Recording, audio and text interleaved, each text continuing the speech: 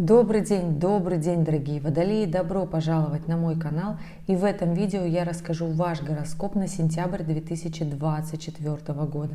Включайте VPN, если у вас есть сложности с просмотром этого видео.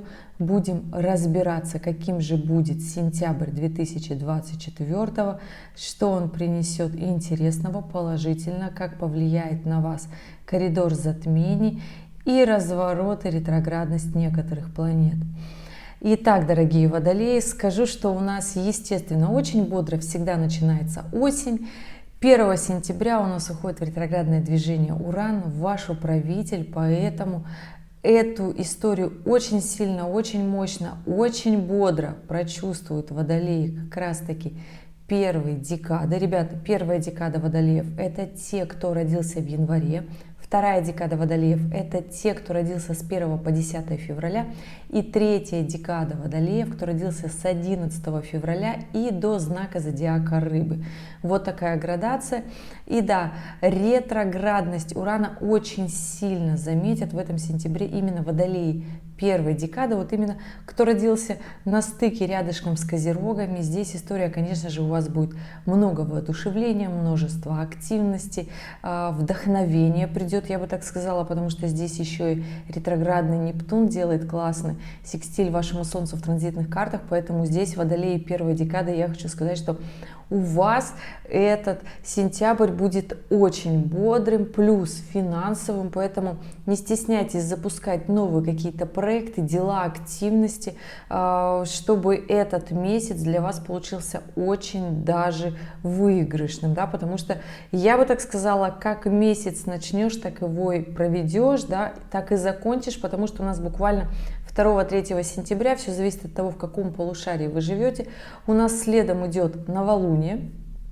И здесь новолуние, конечно же, у нас в Деве. Новолуние в Деве, Солнце в оппозиции с Сатурном. И это история, которая про продуктивность, про планирование, про задачи, про социальный рост, про развитие, про новую ступеньку в своей карьере. И здесь я бы так сказала, какой план вы себе выстроите, такое получится.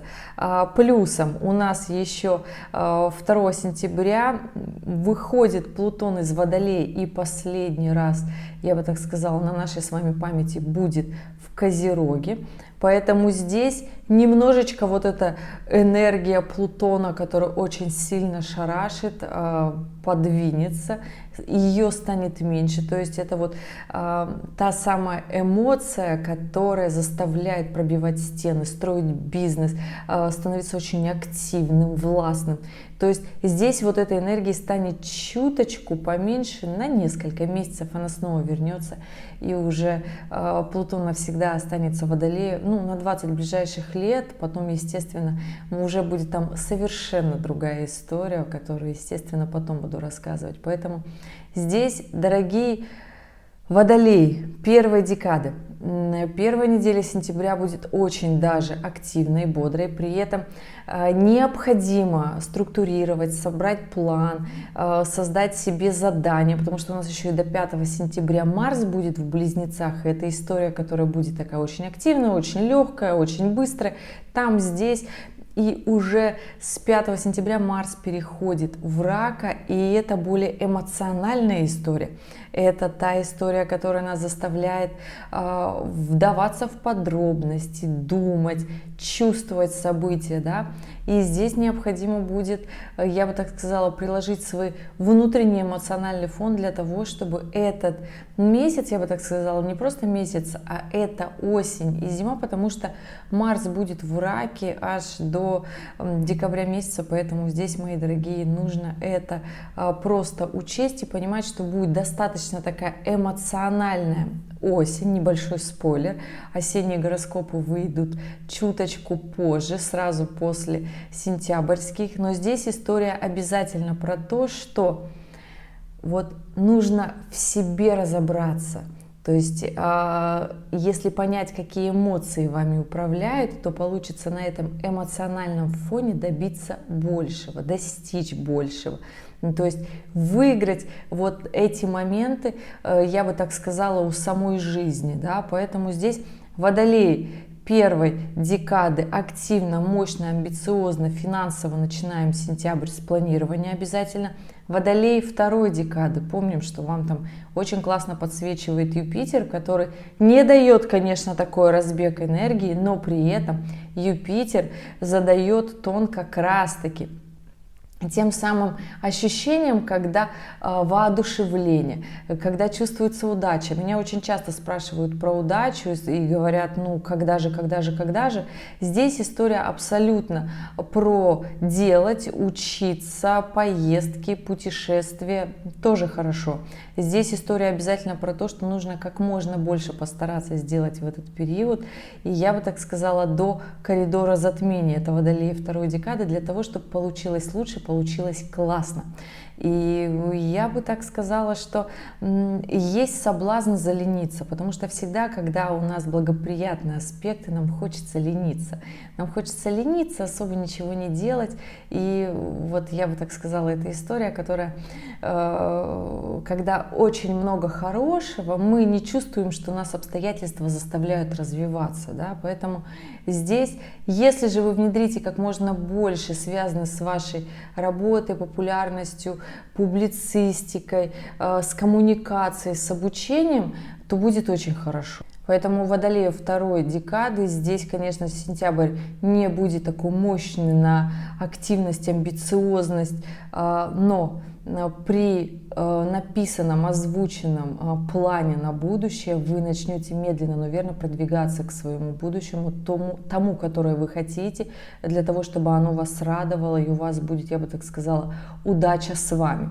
Водолеи третьей декады начнут этот сентябрь немножко, можно сказать, сложновато. Здесь история про то, что нужно, конечно, хорошо было бы разбираться в моментах неразвития своего, особенно это те водолеи, которые родились на стыке с рыбами, да, где вы остановились, почему вы не идете вперед. И вот у водолеев третьей декады это как раз таки история, которая идет, отсылочка такая к 2025 году. Поэтому здесь, мои дорогие, понимаете, что вот подходя к этому коридору затмения, нужно четко себе, честно признаться, где не дорабатываете, почему не идете в свое развитие, почему остановились, почему вам выгодно стоять на месте, связано ли это с личными отношениями, связано ли это со страхами, связано ли это с нежеланием развиваться, почему у вас так, да. И здесь, конечно же, мы все подходим плавно, медленно и верно к коридору затмений. Коридор затмения у нас открывает, естественно, лунное затмение. Это 18 сентября, полнолуние в рыбах. Полнолуние в рыбах, Луна в соединении с Нептуном. Это абсолютно эмоциональная история, которая очень классно, кстати, вот эти эмоции проиграются на водолеях первой декады. И здесь история, ребят, про то, что вот как первые 2 недели сентября начнете, да, вот я про эмоции говорила, да, на каких эмоциях, то есть если это будут разрушающие эмоции, то здесь тогда, конечно, и коридор затмений вы откроете для себя как такую сложную эмоциональную историю на 2 недели. Либо же вы наоборот к этому моменту времени разберетесь в своих страхах, в своих проблемах, в причинах своих страхов, да, и здесь история, под каким давлением вы пойдете вперед, будет ли это мягкое давление собственных эмоций, которые вот вам нацелены на будущее, на развитие, да, то есть вы понимаете, что вы хотите вырасти и в финансах, и в карьере, и в статусе, и в любовных отношениях, возможно, потому что здесь у водолеев первой декады, я бы так сказала, вообще очень большая, очень мощная история, которая отсылает уже нас всех к 2025. Кто не смотрел гороскоп на 2025, в конце этого видео обязательно прикреплю, уже вышел для водолеев, смотрите, отмечайте важные моменты, планируйте. Он для того и вышел, гороскоп, пораньше, для того, чтобы вы спланировали моменты, которые вам, возможно, не понравятся, да. И да, у водолеев первой декады эта история с коридором затмения связана именно и с финансовой стороны, и с точки зрения страхов, и с точки зрения взаимоотношений. Да. У водолеев второй декады история чуточку помягче, не будет так очень сильно проигрываться. Коридор затмений вообще в принципе у вас, водолеи второй декады, но здесь нужно понимать, что вы немножечко пока... Здесь нужно понимать историю, что у каждого водолея мы все разного времени рождения, местонахождения и дат рождения, да, у всех водолеев по-разному. То, что мне показывает здесь транзитная карта, говорит о том, что сейчас пока здесь нет этой активности, это не говорит о том, что я вас как-то не люблю. Нет, дорогие, просто на вас этот коридор затмений настолько сильно не повлияет. Если же вы хотите, чтобы я посмотрела вашу личную карту, оставляйте в комментариях под этим видео. Я на это обязательно отвечу ваш коммент. Оставляйте дату, время, место рождения и ваш вопрос, и я скажу, как именно на вас повлияет этот коридор затмений, а может не повлияет и никак. Поэтому здесь история того, что хорошо, когда не влияет, потому что коридор затмений — это такая глобальная вещь, которая влияет в принципе на глобальные мировые события и не на всех людей. Мы же все в разных государствах, странах и местах живем, да, поэтому вот такая история, что если вы спрашиваете и мыслите глобально. Для водолеев третьей декады история с коридором затмений связана именно. У нас сразу после коридора затмений Венера из Весов переходит в Скорпиона. Переходит, значит, Скорпиона в квадратуре с Плутоном, который сейчас в Козероге. Да? И эта история однозначно про финансы, про наши отношения с любимыми. Это история, как мы дошли до той жизни, в которой мы живем, да, то есть уровень нашего благосостояния в том числе, и что мы готовы для этого сделать.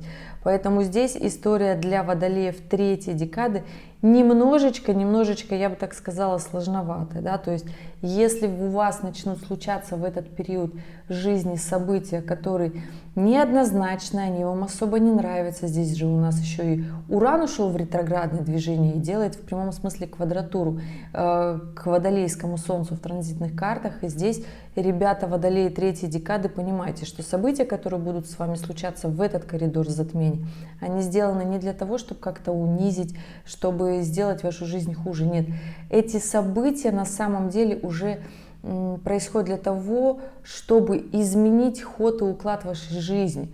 То есть то, что раньше, чем вы раньше зарабатывали, то, что раньше приносило какие-то плоды, как вы там развивались, это уже больше не приносит такой выхлоп, и надо что-то менять. То есть события будут случаться неоднозначны. Они будут сложнее в сам коридор затмений проживаться, потому что он начинается вообще, в принципе, у нас на таком эмоциональном фоне. И здесь главное видеть перспективы своего развития. Да, будут случаться события, да, будут максимально выбивать из колеи обычные бытовые дела, то есть ссоры с людьми, захочется свободы, захочется себя как-то проявить, креативно, вот так вот, неоднозначно, захочется, чтобы меня заметили. Но это история от того, что вот то, чем раньше занимались, надо это менять. Если захочется в этот момент поменять работу, окей, значит, надо поменять работу, и это ощущение продлится до тех пор, пока Уран в 2025, 7 июля, не поменяет знак и не уйдет с Тельца в Близнецы, и тогда начнет очень классно на самом деле водолеям третьей декады в принципе помогать. А сейчас эта история будет максимально вас пододвигать к тому, что пора реально менять свою работу, менять свою жизнь, менять свое развитие, тем более если вы засиделись и сами этого понимаете. Итак, коридор затмений у нас закончится 2 октября. Это будет солнечное затмение в Весах, и это история для водолеев, и как и весь сентябрь в принципе, про то, как мы умеем строить взаимоотношения, про то, как мы умеем строить свою работу, на каких эмоциях, на каких амбициях, и как классно мы прошли свои страхи, внутренние негодования, какой импульс мы для себя приняли для того, чтобы пойти развиваться дальше. И я скажу так, что для водолеев первой декады история с коридором затмения, она будет не такой сложной, то есть события будут мощные, события будут очень активные, жизнь начнет как будто вжих-вжих все летать, но здесь, конечно, ребят, нужно начать планировать для того, чтобы успеть много. Для водолеев третьей декады не скажу, что люди, вы плохие, нет, просто засиделись, просто уже не видите пути развития, куда развиваться дальше, и поэтому здесь будут случаться разные события, моменты, вплоть до смены работы, захочется выйти из отношений, попробовать что-то новое, как-то креативно себя проявить. И вообще для водолеев третьей декады этот коридор затмений и сентябрь будут, ну, можно сказать, кармичны. Все любят так это слово, да. На самом-то деле уже моменты накопленной, конечно, кармы, да, но и то, как мы смотрим в будущее. То есть уже будет чувствоваться энергия 2025 года, да, на ближайший год. Для водолеев второй декады на этот коридор затмений и сентябрь не будут таким мощным, сложным, но заканчивать коридор затмений вы будете уже осознавая, будет такое ощущение, что вам становится немножко страшно. Поэтому я все-таки водолеям второй декады говорю немножко заглянуть вглубь своих отношений, своих каких-то непринятий, претензий к партнеру, к близким людям, потому что здесь Лилит будет делать, я бы так сказала, очень такой сложный аспект, да, то есть Лилит будет в соединении с Солнцем, с Меркурием, с кармическим узлом, там полный набор планет в солнечное затмение. И эта история для водолеев второй декады, если вы начнете в ней разбираться, сложится хорошо.